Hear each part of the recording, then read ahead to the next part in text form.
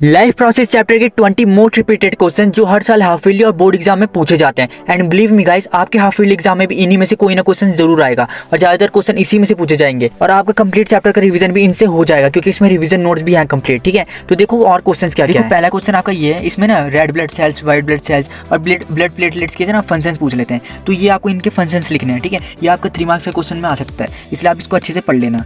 उसके बाद देखो आपका ये डिफरेंस पूछ लेता है जाइलम का, फ्लोएम का। ठीक है, तो ये भी आपका दूसरा सबसे मोस्ट इंपॉर्टेंट क्वेश्चन है, ये बार बार रिपीट करता है। इस तरीके से आपको इसका डिफरेंस लिखना पड़ेगा।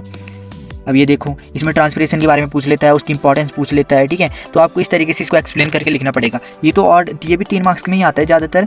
ठीक है, इसमें आप डीपली अगर इसको आप देखना चाहते हो इसका डिटेल आंसर, तो मैंने इसके ऊपर वीडियोस डाल रखी है सारे नोट्स के ऊपर, तो वो देख सकते हो। ये रिविजन नोट्स हैं, इसलिए मैंने इतना ही लिखा है। अब देखो, इसमें ये तो बहुत ज़्यादा इंपॉर्टेंट है सही में। इसमें किडनी का डायग्राम पूछ लेता है और उसका स्ट्रक्चर और फंक्शनल यूनिट, ये सब चीज़ें एक्सप्लेन करने के लिए आ जाती है। ठीक है, डायग्राम तो जरूर आता है, कभी एमसीक्यूज में पूछ लेता है, कभी किसी चीज़ में।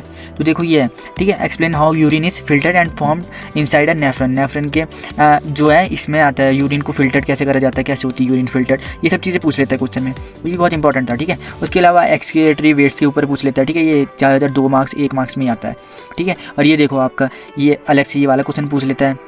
उसके अलावा आपका ये वाला क्वेश्चन है, ठीक है, ये एक्टिविटी से रिलेटेड क्वेश्चन है, कभी कभार आ जाता है हाफ ईयरली में, ज़्यादातर नहीं आता है, इतना ज़्यादा इंपॉर्टेंट नहीं है। अब ये देखो, ये जो एक्टिविटी वाले क्वेश्चन है ये ज़्यादा इंपॉर्टेंट नहीं है, लेकिन इनसे एमसीक्यूज बन सकते हैं, असर्शन रीजन बन सकते हैं। ये सब असर्शन रीजन भी देखो, ये मैंने करवा रखे हैं इसमें, ये 2 असर्शन रीजन है। इस तरीके से आप इसको देख सकते हो कैसे कैसे क्वेश्चन आते हैं असर्शन रीजन में। ठीक है, अगर आपको और चाहिए तो कमेंट में मेरे को बता देना।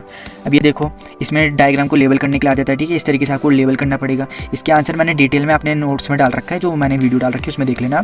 ठीक है, इस तरीके से आपको ये सब करना पड़ेगा।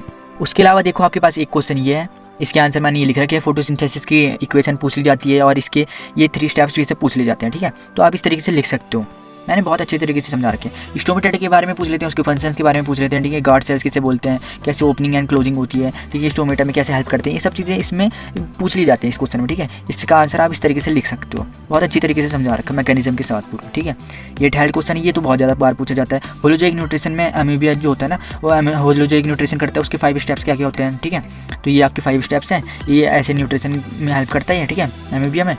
अब ये देखो आपका नेक्स्ट क्वेश्चन, बाइल जूस किसे बोलते हैं, पैंक्रियाटिक जूस किसे बोलते हैं, ये सब डाइजेशन में जो जो जूसेस होते हैं ना उनके बारे में। ठीक है, ये देखो, ठीक है, इसको आप इस तरीके से एक्सप्लेन करके लिख सकते हो। मैंने इनके ऊपर वीडियो बहुत डिटेल में बना रखी है और बहुत अच्छे से एक्सप्लेन कर रखी है, अगर आप चाहो तो वो वीडियो भी देख सकते हो और डिटेल में उनको पढ़ सकते हो।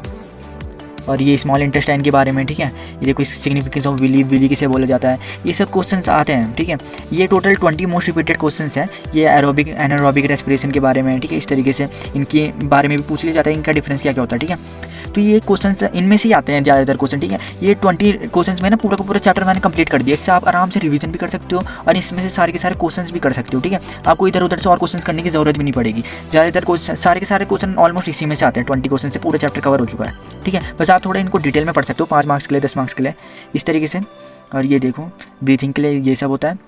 और इसके अलावा आपका पाथवे ऑफ एयर क्या क्या है, देखो ये इसे ह्यूमन रेस्पिरेटरी पाथवे जो होता है ना ये। ठीक है, अब ये देखो, डबल सर्कुलेशन, ये भी बहुत इंपॉर्टेंट क्वेश्चन है। वर्किंग ऑफ ह्यूमन हार्ट होता है, ये भी बहुत ज़्यादा इंपॉर्टेंट होता है। ठीक है, ये देखो, differentiate between structure and functions of arteries and means, ये भी पूछ लिया जाता है।